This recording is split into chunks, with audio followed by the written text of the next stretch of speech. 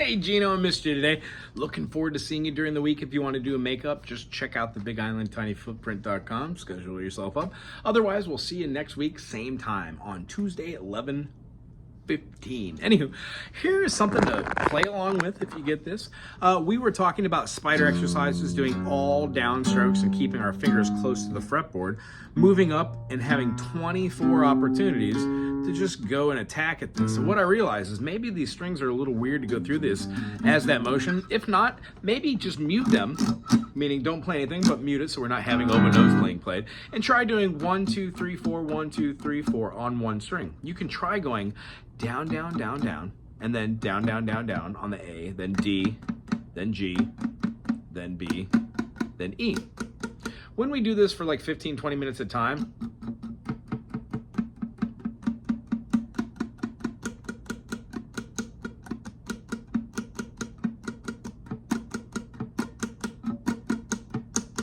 we do different rhythms.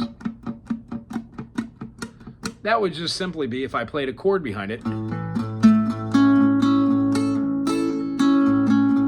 I'm going back and forth. E string, A string, E string, D string, E string, G string, E string, B string, E string, E string. And that's what we're kind of shooting for. Not even with a chord, but just muting. Don't have to go that fast. E string, A string, E string, D string, E string, G string, E string, E string, E string, E string. Downstroke, upstroke on the remaining. You could also turn it around. Upstroke, downstroke, upstroke, downstroke, upstroke, downstroke. These are great ways to be more familiar with the spacing between your hand and your attack you do on your rhythm. Along with that, if you're going to be doing that with your scales,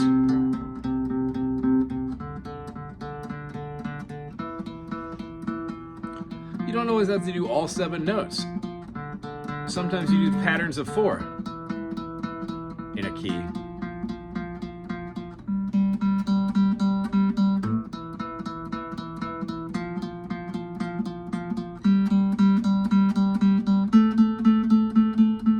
Building up that allowance of finger speed and doing the spiders really do help. The other thing I want to do is just touch base on your spideys, not your spideys, those were the spideys, teeter-totters. If you played an E major or a D major or a G major, these are fun. How about G major?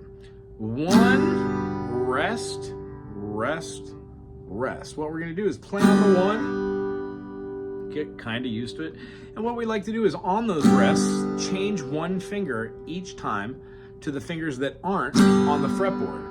Using the proper fingering, the first time through we would have our 1 finger, 2 finger, and 3 finger being replaced by our 2 finger, 3 finger, and 4 finger.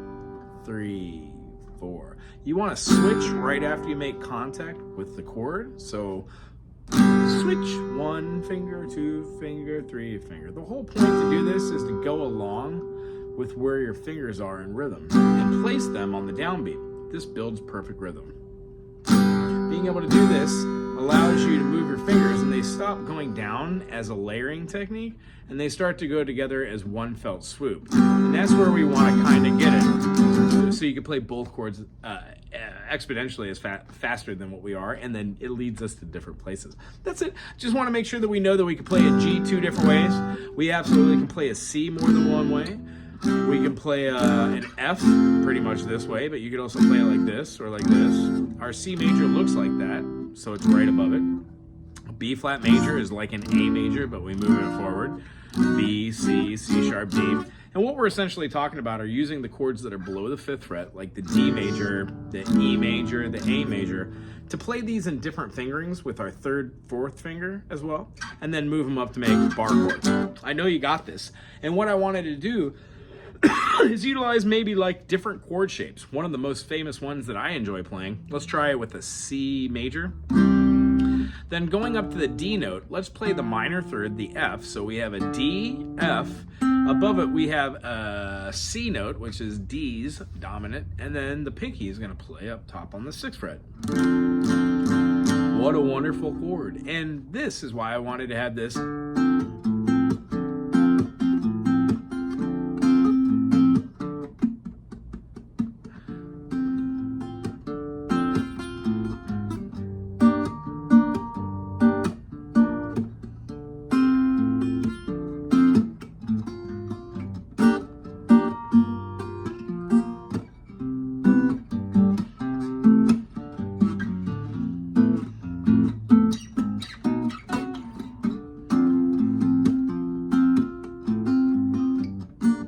D minor 7 with a 9.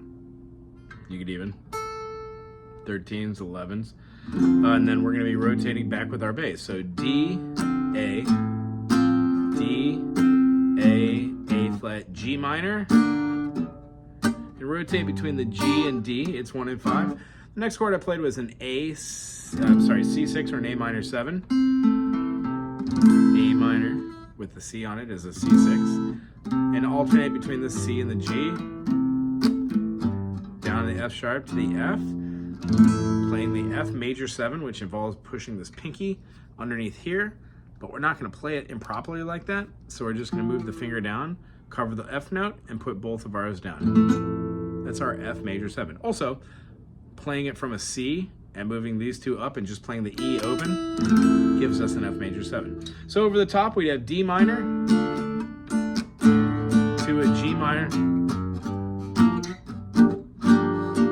We'd have a C6 or an A minor with a C down to an F major 7. 4 chords for a bossa nova, and next week we'll practice on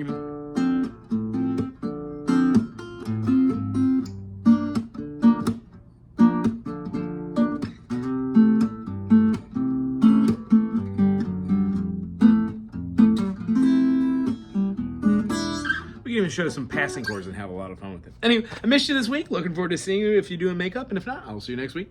Aloha.